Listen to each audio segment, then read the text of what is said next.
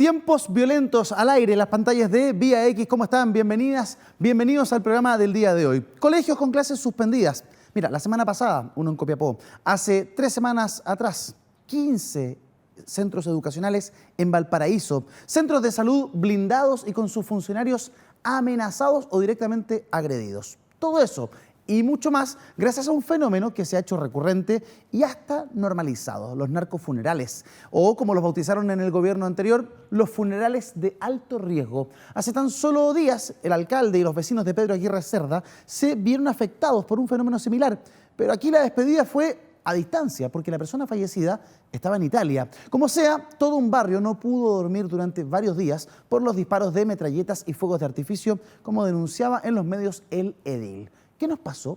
El Estado entregó las calles. ¿Cómo recupera la ciudadanía lo que conocíamos como una vida normal? ¿O esta es la nueva normalidad? Bueno, ¿qué tan difícil puede ser controlar el orden público cuando la autoridad sabe dónde están, quiénes son los protagonistas y cuándo ocurrirán los hechos? Y no solo es un hecho aislado. En promedio, 380 funerales de alto riesgo al año. Todo esto según Carabineros.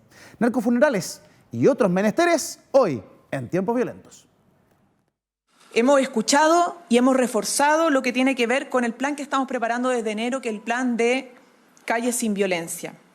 Este plan empieza a ser operativo a partir de esta semana en la Comuna de Santiago y en mayo lo vamos a poder ver desplegado en el conjunto de 30 comunas que consideramos, a partir de los datos y la evidencia, tienen los mayores índices de delitos violentos.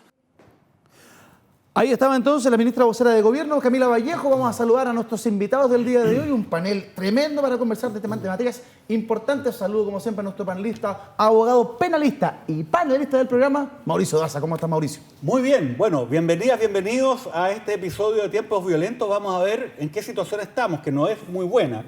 Porque en un país donde los colegios tienen que suspender sus clases para que se hagan narcofunerales y no al revés, que los narcos no puedan actuar, precisamente porque tienen que funcionar los colegios, da cuenta de que algo muy grave está pasando en nuestro país, que viene arrastrándose desde hace tiempo y que no ha existido una respuesta eficaz por parte del Estado. De eso y mucho más vamos a analizar hoy día, esta noche, en Tiempos Violentos. Lo vamos a analizar junto a una invitada que ha estado ya antes aquí en el panel y que hoy día le damos la bienvenida, Pilar Lizana, investigadora de Athena Lab. ¿Cómo estás, Pilar? Muy bien, ¿cómo están ustedes? Muchas gracias por la invitación nuevamente. Encantado de tenerte con nosotros. Queremos escuchar tu opinión, tu visión respecto a lo que vamos a analizar el día de hoy. Uno de los protagonistas de la noticia en las últimas semanas es el alcalde de Pedro Aguirre Cerda, el doctor Luis Astudillo, quien llega al programa del día de hoy. ¿Cómo está, alcalde? Gusto de verlo en persona, gusto de saludarlo, pero además lo veo muy molesto hoy día. Sí, estoy indignado. La verdad es que esto ya no da para más. Nosotros hemos golpeado todas las puertas. He hablado personalmente con el presidente de la República. He estado en la oficina de la ministra Carolina Toá. Me he reunido con Manuel Monsalves, con Eduardo Vergara, con la delegada presidencial. Y lamentablemente no fuimos incluidos en este plan que comentaba la ministra vocera de Gobierno, este plan Calles sin Violencia. Y nosotros consideramos que esto es una falta de respeto para toda nuestra comunidad. Vamos a profundizar, alcalde, respecto de su molestia, respecto de por qué no fue incorporado en esa mesa de trabajo, en este anuncio, qué pasa con Pedro Aguirre Cerda a la hora de implementar este plan Calles sin Violencia que es trascendental. Y quiero saludar a don Jorge Araya, académico de la Universidad de Santiago, quien fuera además director de Seguridad Pública. Ustedes no se acuerdan qué es Seguridad Pública, pero antes de que existiese la Subsecretaría de Prevención del Delito, existía la Dirección de Seguridad Pública, de la cual usted fue director. ¿Cómo está, Jorge? Bienvenido al programa. Hola, Eduardo y amigos. Un gusto estar acá, un agrado. Voy de inmediato con usted y le doy 10 segundos para que me diga si usted cree que el gobierno tiene agenda de seguridad más allá de todo lo que ha anunciado en las últimas horas, en los últimos días o semanas. ¿Hay una agenda del gobierno respecto de lo que planteaba la ministra Vallejo? Yo creo que originalmente no había agenda del gobierno. Cuando uno analiza lo que era el programa de gobierno, la verdad que lo que se decía era bastante genérico, algunas ideas generales que eran más o menos conocidas en el país, entonces no se observaba una agenda. No se veía una agenda, nos plantea. Don Jorge, ¿qué piensa Pilar Lizana? ¿Este gobierno tenía agenda o ahora la tiene pero antes no la tuvo? ¿Qué ves tú? 10 segundos. Yo creo que ha estado un poco obligado a tener esa agenda de seguridad, ha tenido que cambiar los énfasis con los que llegó Y eso también nos habla de algo positivo, porque algo estamos haciendo. Tiempo. Uy, Pero ahí hay una contracara. Pero. Hay una contracara. A ver, quiero que me digas que hay algo positivo porque se está haciendo algo. Pero ¿qué es lo negativo? Quiero que me lo cuente más adelante. El alcalde de Pedro Aguirre Cerda, que está muy molesto, alcalde, por favor, ahí tiene sus 10 segundos. A partir de ahora, respóndele a la ministra Vallejo. Mira, lleva un año gobernando el presidente Gabriel Boric y no hemos visto ninguna acción concreta para Pedro Aguirre Cerda. Solamente nos llegaron 10 carabineros y con eso es totalmente insuficiente para poder controlar esta terrible situación que estamos viviendo. Nosotros hemos pedido a gritos carros blindados y yo creo que en un año es tiempo más que suficiente para poder dotar a las policías de Tiempo, más alcalde. herramientas para poder tener un golpe efectivo a la delincuencia. Mauricio Daza, me gustaría escucharte en estos primeros 10 segundos. ¿Cuál es tu visión respecto del trabajo del gobierno? ¿Hay o no agenda en esa materia desde ahora? Ya. hay una agenda, pero eso no significa absolutamente nada. Porque puede ser una agenda insuficiente que no da cuenta de las necesidades que requiere el país para la seguridad pública y creo que eso es precisamente lo que ocurrió. Muy bien, espectacular, Daza está entrenadísimo, ni siquiera necesita el efecto de sonido. Exacto, o la ahí, chicharra. 10 segundos. A ver, ¿qué se anunció hoy día? Se anunció el plan, se especificó un poco más respecto del plan Calle Sin Violencia. ¿Cuándo? En una reunión que se hizo en La Moneda con los subsecretarios del Interior y de Prevención del Delito, Monsalve y Vergara, junto a un grupo de alcaldes, ¿cierto? De una de las asociaciones de alcaldes. Estaba el alcalde Codina, estaba la alcaldesa Leitao, entre otros. Y se anuncia que hay 10 comunas que van a ser las primeras comunas, entre comillas, beneficiadas, ¿cierto? O en donde se va a implementar por primera vez el plan Calle Sin Violencia. Son Valparaíso, Los Ángeles, Concepción, Santiago, Lo Espejo, Puente Alto, Copiapó, Iquique, Arica y la comuna de La Pintana. Luego se irán sumando otras 20. Y hay planes que son bien importantes de destacar acá, porque aquí, claro, se anuncia el plan y se dice más o menos cuáles son los ejes. Eje número 1, la persecución penal efectiva. Además, el patrullaje policial efectivo. Luego, el control y la fiscalización de armas y las rondas focalizadas de fiscalización. Entre otras cosas, se van a armar, por ejemplo, equipos de 10 funcionarios de la PDI altamente entrenados para poder atacar estos focos delictuales que tanto nos afligen. Pero hay comunas que quedan fuera, como Pedro Aguirre Cerda, que ha sido protagonista en las últimas semanas a partir de un funeral de alta complejidad a distancia más encima. Alcalde, ¿ninguna respuesta del Ejecutivo o del Ministerio del Interior de por qué Pedro Aguirre Cerda queda fuera de esta lista? Mira, la verdad es que nosotros, Eduardo, ni siquiera conocemos el plan. Tú hablas de un velorio de alto riesgo, narcofuneral, como le queramos llamar, y han sido 3. De estos 3 que te menciono, el primero ocurrió algo insólito, algo ya totalmente surrealista. En una tarde se hicieron más de 1000 disparos al aire y no tuvimos la intervención de carabineros hasta después de unas 4 o 5 horas, cuando ya estaba la escoba, cuando ya habíamos cerrado la escuela, cuando habíamos cerrado el jardín infantil, cuando tuvimos que poner un turno ético en el CEFAM, que está ubicado en la población La Victoria. Y la verdad es que nosotros lo que estamos esperando son acciones concretas. Acá se están vulnerando derechos fundamentales de nuestra población, el derecho a la seguridad, el derecho a vivir en paz, el derecho a la educación. Y no solamente se vulnera el día en que ocurre este evento de extrema violencia, sino que después quedan secuelas permanentes. Porque nosotros, las primeras semanas de la vuelta a clase, teníamos una cifra que era bastante alentadora de más del 80% de asistencia a la escuela. Eso después de las balaceras empieza a bajar al 60% y tal vez baje más. Deserción escolar. Baja de matrícula también, que a nosotros también nos cuesta muchísimo trabajar en esos aspectos.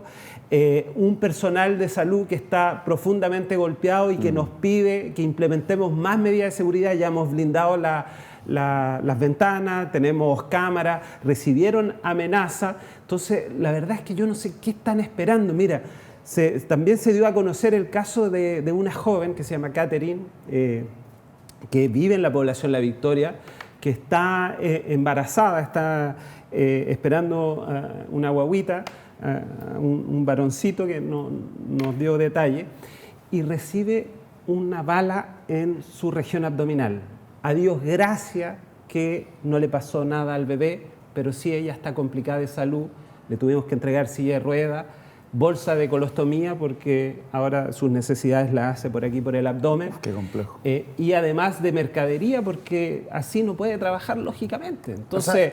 esto es parte de un panorama que se viene arrastrando en su comuna en particular. Esas son imágenes muy actuales de lo que está pasando en Pedro Aguirre Cerda. Yo lo vengo escuchando a usted, alcalde, hace por lo menos 15 días pidiendo auxilio a la autoridad central, o sea, vociferando en programas de televisión a través de los medios para que lo ayuden. Yo no sé qué pasa con la dotación de carabineros en Pedro Aguirre Cerda. No sé por qué Pedro Aguirre Cerda no se priorizó a la hora de comenzar el plan en Calle Segura o Calle Sin Violencia. Pero la verdad es que uno mira las imágenes, ve lo que sucede y dice, bueno, quizás debió estar, no sé cuáles son los parámetros. Las necesidades son múltiples y los recursos son escasos siempre, pero parece ser una necesidad imperiosa que Pedro Aguirre Cerda sea parte del plan. Así es, la ministra hablaba de datos, hablaba de evidencia, pero claramente hay una realidad que solo las personas que estamos en Pedro Aguirre Cerda conocen, que es el tema de las balaceras, son los fuegos artificiales, que esto está generando terror. Ya nos estamos enfrentando a un grupo de terroristas que por la fuerza, por la intimidación que producen todos estos lanzamientos de fuegos artificiales y de disparos, ya de verdad que... tiene a las personas en un verdadero estado de excepción. Ya esto es un estado de excepción autoimpuesto. La gente se entra temprano, ¿no es cierto? Anda con miedo, se anda protegiendo y además esto genera un montón de enfermedades. Trastorno del sueño, trastornos psicosomáticos, enfermedades, trastornos de ansiedad, un montón de problemas de salud que esto acarrea. Y ahí me gustaría también que se hiciera un estudio. Sí, pues, para poder ver cuáles son las consecuencias de esto, porque parece que esto no forma parte de la ecuación. Exactamente. La misma ministra del Interior me decía que ella no conocía esta realidad. Y está claro, yo he invitado al presidente varias veces a mi comuna y todavía no ha ido. Y hay otras que se ha repetido el plato varias veces. Entonces, por eso que no se conoce nuestra realidad. Y por eso que yo no voy a claudicar y voy a seguir insistiendo hasta que se incluya a Pedro Aguirre Cerda dentro de estas 30 comunas. Y es una realidad que usted maneja muy bien porque además usted de profesión es médico, de formación es médico, entonces del tema de salud sabe bastante. Hay repercusiones de salud mental y física, el alcalde lo ha demostrado claramente. Ahora, esto no solamente ocurre en Pedro Aguirre Cerda, ocurre en muchísimas partes de nuestro país. El fenómeno de los narcofunerales en la nota del Seba Castillo. Matías, por siempre, mi chanchito hermoso. No es Colombia, tampoco es México, es nada más ni nada menos que Chile. Es la despedida de Matías Aguirre, joven de 15 años, quien fue asesinado en el año 2022 por un ajuste de cuentas entre bandas de alto auspicio.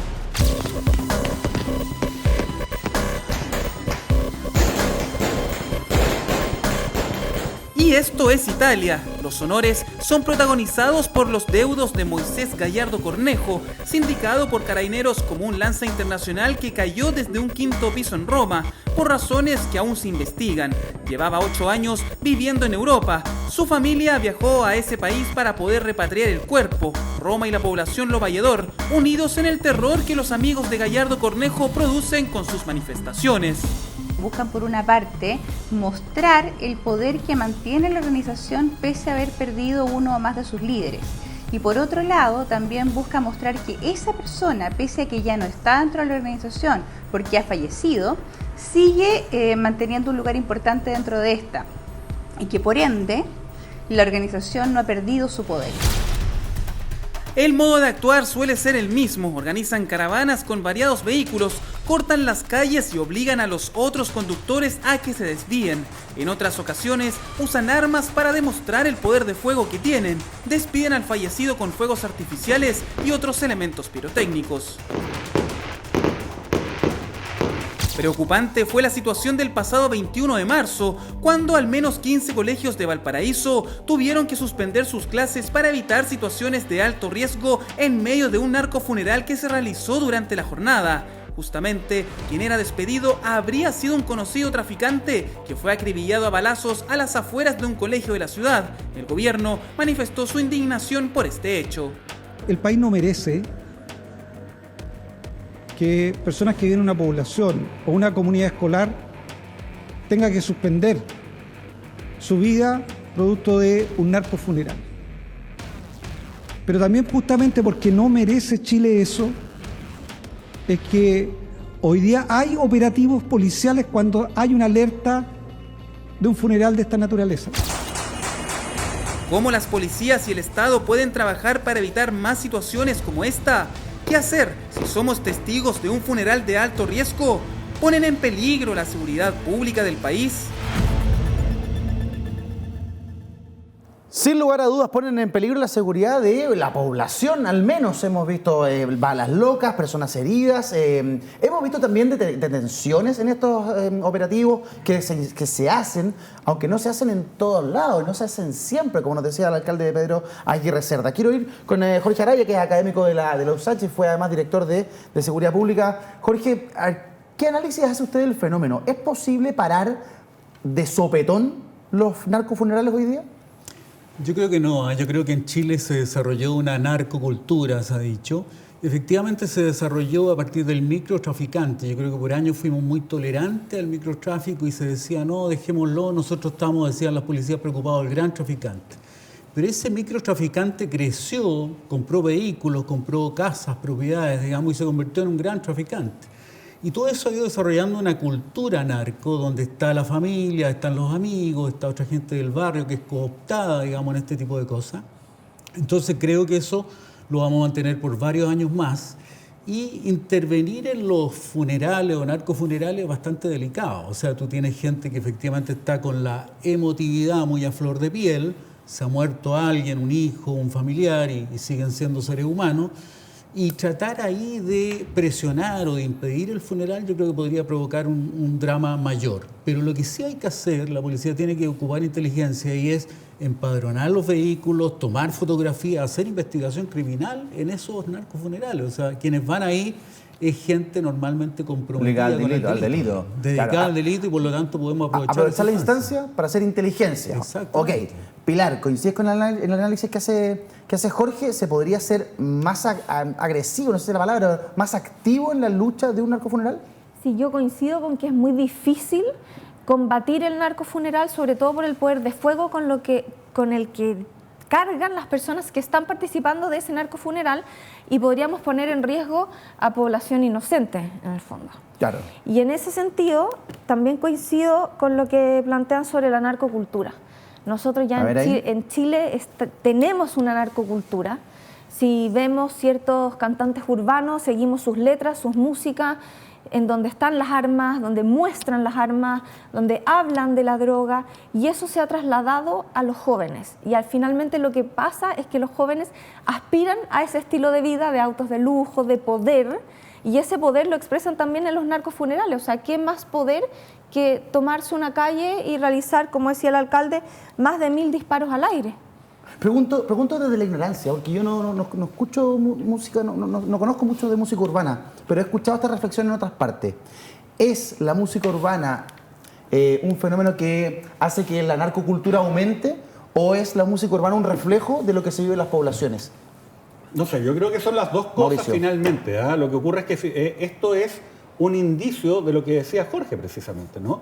Esto se dejó estar durante un largo tiempo, y el problema es que para muchos jóvenes que están además en una situación de familias vulnerables, ¿no?, que tienen escasos recursos, la opción de poder unirse, ¿no?, a estos grupos, muchas veces de familias disfuncionales, entonces también le dan un sentido de pertenencia, ¿no? Sí. Pero además tienen una posibilidad de rápidamente acceder a bienes, acceder, digamos, a un estilo de vida que parece atractivo frente a qué alternativa. ¿Cuál es la alternativa que nosotros le ofrecemos a esos jóvenes como sociedad? Entonces ese también es un tema, porque este es un problema que tiene que ser enfrentado a corto, mediano y largo plazo. Y respecto de los narcofunerales, acá el tema es bien sencillo. Tenemos dos organizaciones que están en competencia en ciertos territorios. No es todo el territorio del país, pero sí es una parte del territorio donde hay muchas personas generalmente vulnerables. Y en ese territorio está en competencia estas organizaciones, que son parte de un gran negocio estructurado y ordenado, ¿no?, con el Estado. Y resulta que en la práctica materialmente el Estado no puede competir ahí. ¿Por qué? porque estas organizaciones tienen inteligencia, ojo, tienen armamento, conocen el territorio, ¿no? Están vinculados a él y a las personas. Amplios recursos. Y tú tienes, claro, y tienes al Estado con una fuerza policial que no está suficientemente entrenada, que tiene que ir a enfrentar estos fenómenos sin ninguna inteligencia.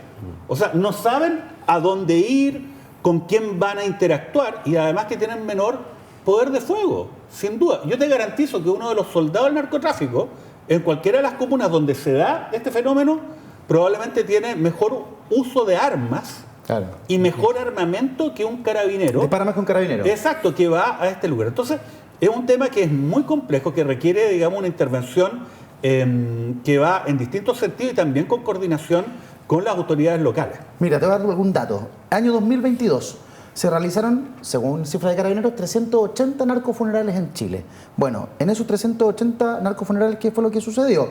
Se especificó, según la información, que se arrestaron a 233 personas. O sea, hubo acción policial en torno a lo que estaba pasando. La mayoría, ¿por qué? Por órdenes judiciales pendientes, ¿ya? 89 de ellos. 29 de ellos por ley de control de armas. Andaban paseándose con pistolas, que muchas veces uno los ve en las imágenes, se andan en los autos, ¿cierto?, apuntando con las pistolas. Y por receptación, otros 27. Entonces, hay un movimiento policial. Lo que pasa es que uno quisiera que de pronto la acción policial fuese un poco más amplia o abordara otros territorios que están quedando marginados en lo que nos presentaron. Pero es menos de un detenido por narcofuneral, porque son 380 narcofunerales al año. Y hubo 233 detenidos. 233, o sea, ¿de qué se trata? No en todos hubo detenidos, claro. Y espérate, pues, yo creo que en los narcofunerales más grandes, ahí la policía ni se mete, porque ¿cuál es la expectativa? O sea, ¿qué es lo que podría ocurrir? Un derramamiento de sangre, claro, una guerra, una mini guerra urbana. Sí. Entonces también, ¿cómo se va equilibrando una cosa con la otra? A ver, alcalde. Mire, yo respeto mucho la opinión de la academia. Yo creo que es importante que la academia busque evidencia científica con respecto a este fenómeno delictual que ha ido mutando, ¿no es cierto? Ahora, yo lo que creo que falta mucho estudio con respecto a este fenómeno que estamos viviendo, a esta verdadera crisis de seguridad que tenemos en el país. Ahora, ¿qué dice la evidencia empírica? Es que se puede hacer algo contra los narcofunerales. Porque mira, yo te describía la situación que se había vivido durante estas 5 horas de infierno, los 1000 disparos, ¿no es cierto? Llega Carabineros con personal especializado, con GOPE, con control del orden público, con vehículos blindados, y se decomisa la primera arma. Se empieza a levantar información y ya al parecer ya eso va bien encauzado y vamos a poder detener a estas personas que hicieron esos 1000 disparos. Pero acá hay algo que queda al descubierto también. Mira, ¿qué cosa? Este tercer narcofuneral, ahora se nos viene un cuarto. Ayer yo recibí información, se nos viene un cuarto en menos de un mes. A ver. Este tercer narcofuneral o funeral de alto riesgo, como le queramos llamar, me deja a mí al descubierto una situación que es bastante dramática. ¿Cuál? Que el día lunes, porque esto yo había dado aviso el día sábado que iba a ocurrir este velorio de alto riesgo, y la respuesta del Estado, del gobierno, de la delegada presidencial no llega hasta el día lunes. El día lunes porque llegan las cámaras, porque llegan los medios de comunicación y ahí empieza el despliegue de fuerzas especiales, de todos los que yo había nombrado anteriormente. Y Carabineros hace un operativo para levantar información hacia la comunidad. ¿Ya? Y yo me hago la pregunta, ¿para qué existen los drones? La delegada presidencial tiene un solo dron para toda la región metropolitana. Carabineros también tiene un equipo capacitado para toda la región metropolitana. ¿Por qué no priorizamos las 12 comunas que pertenecen a la Fiscalía Metropolitana Sur, donde se decomisa más del 77% de la droga de la región metropolitana? Hay un dato y dotamos a estas comunas de carros blindados, de medios para poder hacer inteligencia como los drones. Yo creo que con 2 drones nosotros podríamos cubrir en directo lo que está pasando en cada narcofuneral. Subí un dron, ¿no es cierto? Después tienen una autonomía limitada, se baja ese, se sube el otro y no tendríamos que ir a preguntarle a la comunidad, que la comunidad tiene miedo. Sí, pues. La comunidad no quiere denunciar porque ve que su integridad física se puede ver afectada. Exactamente, pero, entonces, ¿por qué no se toma la decisión? ¿Es porque usted es un alcalde independiente, no pertenece a ningún pacto? ¿Es un tema político? ¿Es un tema de voluntad? Es porque no le hemos tomado el peso, es porque los narcotraficantes, el crimen organizado está mucho más preparado que nosotros. Mira, yo sin ir más lejos, esto me pasó con el gobierno anterior. Acá no es un problema de gobierno, es un problema de Estado. Yo le solicité una reunión al ministro de la época del Interior, que ahora es candidato a consejero... Rodrigo Delgado. A Rodrigo Delgado. No me dio ni una respuesta. Yo oficio, mandé por todas las vías, ni una respuesta. ¿Sabe lo vergonzoso? Me llama el subsecretario Gali, el subsecretario del Interior, y me dice: alcalde, estamos retirando ya nuestras cosas, me quedan pocas horas para entregar el mando y es lo único que puedo hacer por usted, una llamada telefónica. O sea, ahora por lo menos me contestan los WhatsApp, me reciben en La Moneda. El otro día me tuve que colar en esa reunión de la firma del compromiso transversal por la seguridad. ¿Cómo colar? Porque no me habían invitado. Porque no me habían invitado. Entonces, por eso que no conocen la realidad de lo que está pasando en las comunas y por eso que nosotros vamos atrasados. Durante el gobierno de Piñera no se compró ningún vehículo blindado. En Pedro Aguirre Cerda no tenemos ninguno para poder enfrentar estas situaciones más críticas. Ahora la ministra nos dijo: sí, estamos haciendo una gran compra, se demora. Y por eso que a veces uno habla de estado de excepción, porque como bien lo decía un colega, Tamayo, de Cerro Navia, ¿sí? Decía: los narcotraficantes no van a comprar en mercado público. ¿Ah? Ellos se la arreglan, el contrabando, y consiguen rápidamente lo que necesitan. Y el Estado va súper lento en estas materias. Yo quiero entender cómo ayer hablábamos de cómo se distribuyen los carabineros, el famoso polinomio y otras cosas. Jorge, ¿cómo se distribuyen las fuerzas policiales cuando hay un caso de emergencia, cuando hay una situación en donde el propio alcalde dice: por favor, ayuda, estoy hasta el cuello? ¿Qué se habla en el interior? ¿Qué se habla en La Moneda? Dice: bueno, el alcalde, desde el pacto contrario, el independiente, ya veamos otra cosa. Yo no entiendo esa situación. Si aquí la emergencia es clara en Pedro Aguirre Cerda.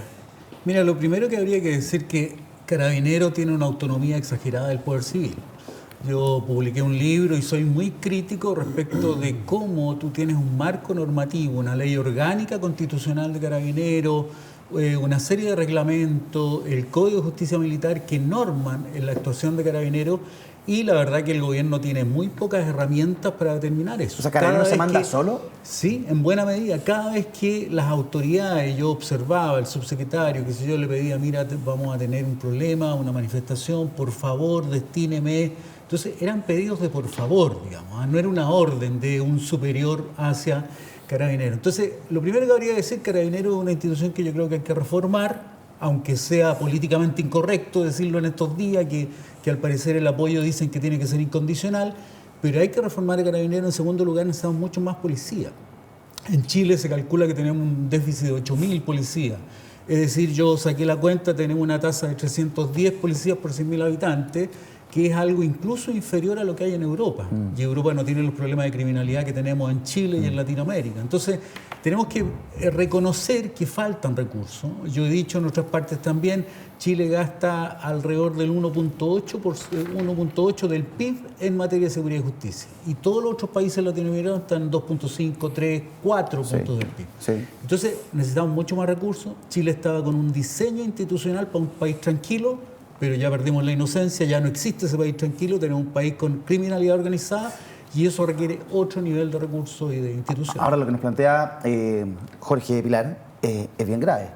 Carabineros es una institución que se debe al poder civil, que se debe al poder civil, tal cual, y que el poder civil le diga: oiga, general, vamos a tener un problema en tal parte, hay que reasignar, no sé, intentemos hacer que, por favor, en la medida de lo posible, y que Carabineros vea si lo hace o no lo hace, es una cosa bien extraña. Sí, pero ahora también hay que agregar otra cosa. El conductor político de la seguridad es el gobierno a través de su Ministerio del Interior. Así es. En este caso, a través de su ministra del Interior. Sí. Ellos son los que tienen que fijar las políticas, las estrategias, hacia dónde quieren ir. Y hoy día lo que vemos son medidas que se aplican en ciertos barrios, en ciertas comunas, pero todavía no queda claro ese hacia dónde quiero ir. Entonces, mientras no tengamos claro eso, no podemos hacer mucho más. O sea, volvemos a la pregunta inicial. Y eso se lo tenemos que pedir al conductor político de la seguridad pública. ¿Hay una agenda? Sí, lo que pasa es que yo creo, a ver, más allá que haya agenda, insisto, o sea, usted puede tener una agenda, pero muy mala, entonces da lo mismo que haya agenda. Yo creo casi que como que forzado. La pregunta es, finalmente, la agenda, ¿no? ¿Es suficiente para poder dar cuenta de los problemas reales que se están viviendo? Bueno, quedó claro que no. ¿Ya? Ahora, en concreto, yo creo que el problema... Sí, es verdad, Carabineros no ha generado una autonomía. De hecho, eso ha impedido el poder, de alguna manera, controlar, ¿no? Y detectar previamente el desfalco del Paco Gate, por ejemplo, 30.000 millones de pesos, ¿no? O lo que ocurrió en la Operación Huracán, ¿no? Un órgano de inteligencia que, más que investigar, se dedicaba a inventar pruebas. Eso son fallas graves que derivan de que no hay, digamos, una rendición de cuentas verdadera al interior de Carabineros. Esto no tiene nada que ver con estar en contra de Carabineros. De hecho, al revés, estar a favor de Carabineros, porque uno quiere una institución que funcione bien en términos efectivos. Sí. Pero no solamente es el problema, porque acá tenemos muchas entidades que tienen una actuación que no es coordinada. Entonces, no hay una autoridad que articule todo esto. Por ejemplo, se decía por parte de Pilar, ¿es el gobierno el que tiene que manejar esto? Depende, porque según nuestra ley, la política de persecución criminal en Chile se define por una persona, que es el fiscal nacional del Ministerio Público, por una persona. Fíjense, bueno, cuando fija esa política de persecución criminal, ¿se coordina, por ejemplo, con la autoridad de gobierno? ¿No? ¿Hay algún insumo de las comunas, de las policías, ¿no? para esa determinación? La respuesta es no. O sea, claramente no. Esperemos que esto cambie. Ahora, depende de lo bueno o malo que sea la persona que se le ocurra nombrar como fiscal nacional a la clase política. Ya vimos que perdimos 8 años con Jorge Abbott porque nombraron a alguien que era incompetente para el cargo, pero les daba garantía de impunidad para los delitos, ¿no? que se estaban investigando y que afectaban a las mismas personas que los estaban nombrando. Bueno, ese es el problema. Acá, más que depender de la virtud de alguien, tenemos que contar con un marco institucional sólido que permita una buena coordinación en estas materias, para no tener alcaldes que están pidiendo, por favor, que atiendan además a comunas vulnerables. Yo le digo al tiro cuál es el problema de Pedro Aguirre Cerda. ¿Cuál es el problema de Pedro Aguirre Cerda? Pedro Aguirre Cerda es que tiene un alcalde independiente y además una población que es pobre, vulnerable. Pero ¿cómo va a ser la pobreza el factor que determine si van o no? Pero obviamente, pues, si el escándalo, si lo mismo ocurriera en otro tipo de comuna, ¿tú tienes alguna duda que no habría una reacción distinta? Ahora, el tema también hay que decir que si nosotros sentamos donde está el distinguido alcalde Pedro Aguirre Cerda, cualquier otro alcalde va a decir más o menos lo mismo. Va a decir, yo tengo necesidades, necesito, digamos, que acá hay una priorización. Pero el problema es que no se entienden las políticas que se adoptan. Porque si tú explicas bien, por ejemplo, por qué no está Pedro Aguirre Cerda dentro de las primeras 10 comunas de este plan, bueno, ahí uno tendría algún tipo de motivo, ¿no? para poder entenderlo. Pero una comuna que tiene más de 100.000 habitantes y donde parte importante de su territorio está materialmente tomado por el crimen organizado, entonces parece raro. Además, otra reflexión. Pero, perdón, te voy a dar un ejemplo antes de tu segunda reflexión. Por ejemplo, claro, la gente dice, las comparaciones son siempre odiosas entre los que tienen recursos y los que no tienen recursos, pero la evidencia te da la razón. Pues. Mira, hoy día hubo una persecución en el sector nororiente de Santiago, en Chicureo. Partió en Tiltil, se fueron sumando automóviles y patrullas de Carabineros, incorporaron al helicóptero de Carabineros, se metieron a Colina, Chicureo, a un condominio muy exclusivo, entraron un operativo de la policía norteamericana y pararon el automóvil, un delincuente herido, hubo también un funcionario de Carabineros herido, en un operativo ejemplar, súper bien. ¿Por qué eso mismo no se hace en Pedro Aguirre Cerda cuando están los tipos lanzando fuegos artificiales? Bueno, porque parece es una comparación odiosa, pero la realidad es la realidad. Bueno, son indicios que a uno le permite razonablemente levantar esta hipótesis. Pues además agrego otra cosa. Oye, a ver, la autoridad política tiene una responsabilidad acá. Y de repente la responsabilidad es hacer las cosas bien, aunque de repente eso tenga un costo político. ¿Qué sentido tiene decir hoy día, sabe qué? Vamos a intervenir en estas 10 comunas O sea, si yo fuera el jefe de un cartel o de un grupo de narcotraficantes, ¿sabes lo que digo? Oiga, ¿sabe qué? Muchachos, estas 10 comunas las van a intervenir. Mira, les cuento, van a haber 10 PDI que van a estar a cargo. Entonces, ¿sabe qué? Movámonos a otro lado, quédense tranquilos, hagámoslo de otra forma. Entonces también hay que pensar que muchos de estos anuncios, yo creo que tienen que ser más medidos, porque me da la impresión que se está reaccionando frente, digamos, a lo que se entiende como la necesidad de las personas, ¿no? Claro. De la ciudadanía, de que el gobierno diga algo y haga algo eficaz en esta materia. Mira, los quiero invitar a tomar contacto con el diputado Tomás Lagomarsino, que nos acompaña en el programa del Partido Radical, que tiene una idea bastante particular respecto de los narcofunerales. Restringir el horario. A alguna gente le podrá hacer sentido, a otra no. Diputado, buenas tardes, ¿cómo está? Buenas noches, disculpe. Muy buenas noches, muchas gracias por la invitación. Hola, diputado. A ver, en lo medular, usted me corrige si me equivoco, usted lo que está planteando es que los narcofunerales se deban realizar en nuestro país entre las 11 de la noche y las 5 de la mañana, que se le asigne un horario a estos funerales. ¿Estoy en lo correcto? El objetivo del proyecto es dificultar al mayor nivel posible los narcofunerales, de tal forma de que primero que todo puedan ser calificados cuando se van a realizar por el delegado o delegada presidencial regional cuando haya riesgo de porte de armas, fuegos artificiales o drogas en el traslado de un cadáver para su cremación o sepultura. De tal forma de que al hacerse dicha calificación se produzcan 2 actos. Un primer acto es que el traslado del cadáver se realice desde la morgue, sea de un hospital o del servicio médico legal, directamente al lugar de sepultura o cremación. No pasó por la casa. Sin velorio. No pasando sin velorio, justamente, porque es de público conocimiento que los velorios o los narcovelorios se toman 2, 3 días las poblaciones. Parece prácticamente funeral de Estado con tantos días de velorio. Ya. Es un primer efecto, y un segundo efecto, restringir justamente el horario a uno en que no afecten las atenciones de salud ni a los establecimientos educacionales. Ya, entonces, ¿por qué? Dígame, ¿por qué? Porque hay antecedentes. Yo mismo lo viví porque soy médico de profesión en un sector de Viña del Mar, donde soy diputado, que es Reñaca Alto. En muchas oportunidades se han suspendido las atenciones producto de narcofunerales. Sí. Y más recientemente en el sector de Playa Ancha, a propósito del narcofuneral del Ñajú, se cerraron cerca de 15 establecimientos educacionales. Ya, a ver, tenemos la idea clara, tenemos al parlamentario ahí, es una propuesta. Sí. Yo no soy experto, pero quiero escucharlo a ustedes. ¿Qué les parece esto que plantea el diputado Lagomarsino? A mí me gustaría hacerle una pregunta, diputado. ¿Cómo está? Mauricio Daza acá, desde el estudio. Diputado, a mí me parece que su idea está bien inspirada, pero quizás tenga un problema, porque en el fondo, el drama de los narcofunerales son los grupos narcos que no están dispuestos a respetar la ley, ninguna ley.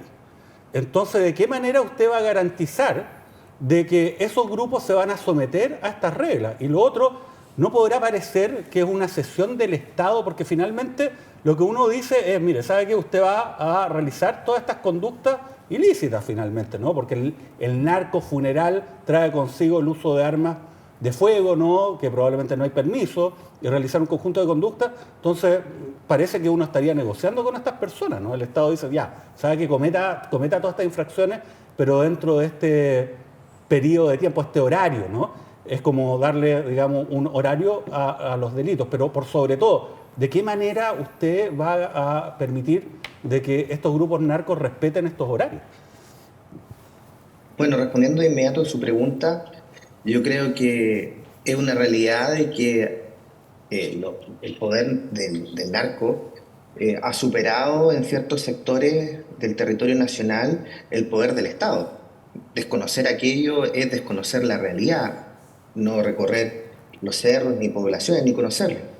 Y en función de ello, yo creo que no es solo una medida la que termina con esta situación, sino la sumatoria de muchas de ellas, donde, por cierto, está la incautación de armas, el desbaratamiento de las organizaciones criminalísticas, el seguimiento de los recursos por parte del Servicio de Impuesto Interno, aduanas, puertas, etc. Al menos yo, en mi condición... Al menos yo en mi condición, te escucho. Sí, estamos aquí con el alcalde de Pedro Aguirre Cerda, el doctor Luis Astudillo, colega suyo también. Me gustaría saber su impresión, alcalde, de lo que plantea el diputado Lago Marcino, si le hace sentido por algún lado o si no le parece para nada, ¿no? Mire, yo quiero saludar al diputado y colega. La verdad es que sí, mira, puede ser una idea que se le ocurrió a él, pero la verdad es que a mí no me parece una buena idea, porque estas personas no siguen ley. La única ley son las que ellos nos imponen. Ellos no arrebatan la democracia, no vulneran los derechos que había nombrado, a la seguridad, el derecho a la educación, el derecho a la salud, ¿no es cierto? Entonces, ¿para qué vamos a hacer más leyes si ya tenemos una ley que prohíbe el uso de armas? Tenemos una ley que prohíbe el lanzamiento de fuegos artificiales. El problema es que ¿quién hace que se cumplan esas leyes? ¿Quiénes van a ser los garantes de que se cumplan todas las leyes que estamos impulsando con este fast track legislativo que se ha armado? Yo creo que hay leyes que son mucho más importantes y sería importante destrabar la discusión que tienen los republicanos con Ana María Gasmuri, que tienen la ley esta que controla la ruta del dinero, y ojalá que la puedan sacar lo antes posible, pero la verdad es que inventar más cosas, porque yo no sé cómo van a clasificar cuando esté el cadáver en el médico legal, cómo van a clasificar, a decir, ya, este es de alto riesgo, entonces este sigue esta ruta, este no, este puede ir a hacer su velorio normalmente. ¿Qué le parece, diputado, entonces, lo que le plantea la verdad, llenarnos de más leyes, no sé qué tanta utilidad tenga. ¿Qué le parece? O sea, primero que todo, las policías ya tienen una matriz en la cual evalúan este tipo de situaciones, en la cual califican el riesgo y lo informan a las delegaciones presidenciales regionales. Esto ya se realiza y por eso mismo se detectan con anterioridad estos traslados o narcofunerales hacia ciertos sectores en particular, sea hacia una población para realizar el velorio o sea para llevar a su sepultura o cremación el cadáver. Considerando eso, yo creo que las